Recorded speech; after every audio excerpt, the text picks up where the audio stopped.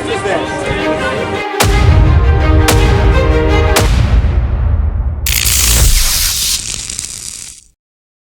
Welcome to the first edition of Reality Oshawa. First up, does Oshawa Mayor Dan Carter have what it takes to lead Oshawa into the future? Or will Dan continue to blame his shortcomings on COVID-19 and the GM shutdown of the past? Let's have a look.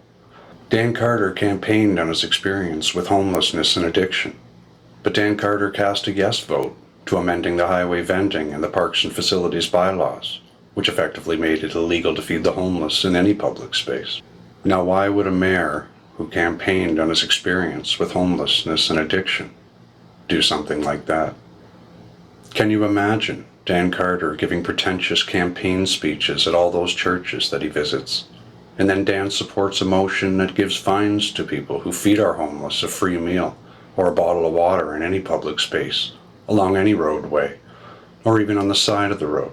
Mayor Dan Carter targeted the Community Assisted Meal Program, the only civilian meal program who stepped up in the wake of COVID-19, when all the other agencies abandoned their communities on the first day of the pandemic.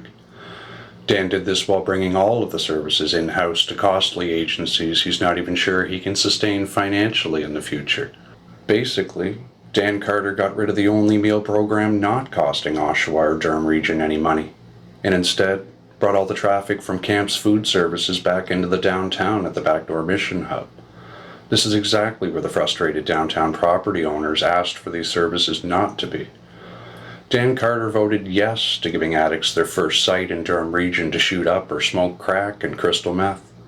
Thank God a majority of the councillors voted against the notion of having safe injection sites installed in our community.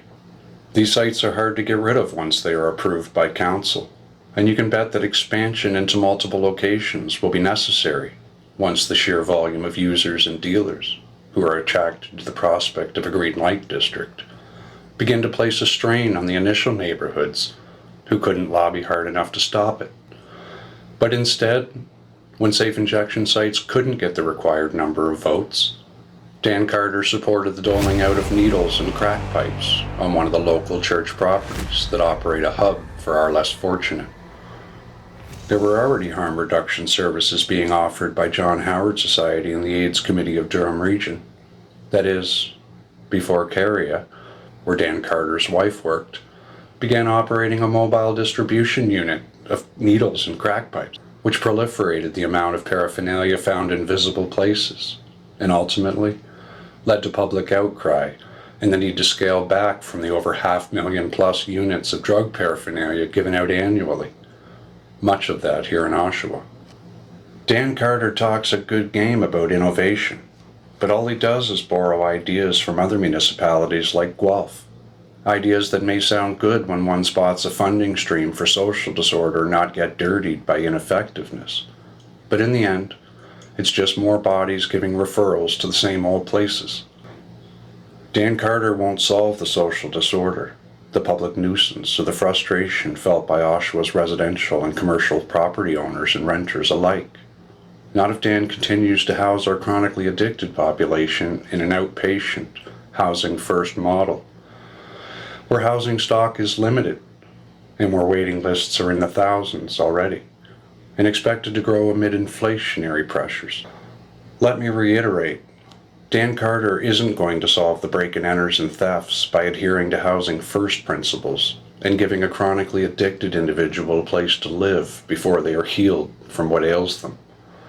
I suppose Dan can say he housed X amount of people, but I suspect we may not get to hear about how long these folks maintained their housing, or whether the same person was housed twice or more in the same calendar year. Does the client last longer in public housing because certain behaviors are tolerated longer than if it were in a private landlord?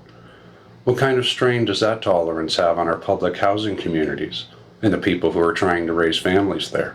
In many cases, Dan and the region are just giving our chronically addicted population a place to store the stuff they steal to fuel their habit, a place for the females to take their johns, a place for the binners to hoard their stuff, a place for the functioning and not so functioning addicts to sell their drugs from.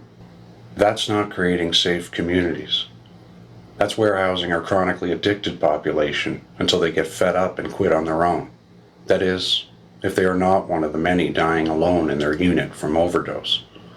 It's time for Oshawa's ex-homeless mayor, Dan Carter, to stop pretending that his alcohol and cocaine addiction from 20 years ago is somehow a relevant campaigning tool in an era of crystal meth and fentanyl. Dan Carter's head may be focused on retirement and spending time in Florida, and I'm not sure how spending all this time in the United States is giving any credibility to his Support Local campaign. What I do know is that Dan Carter claims to be a devout Christian, but his vindictive behavior and voting pattern sure tells a different story. Ray Bond, Reality Oshawa.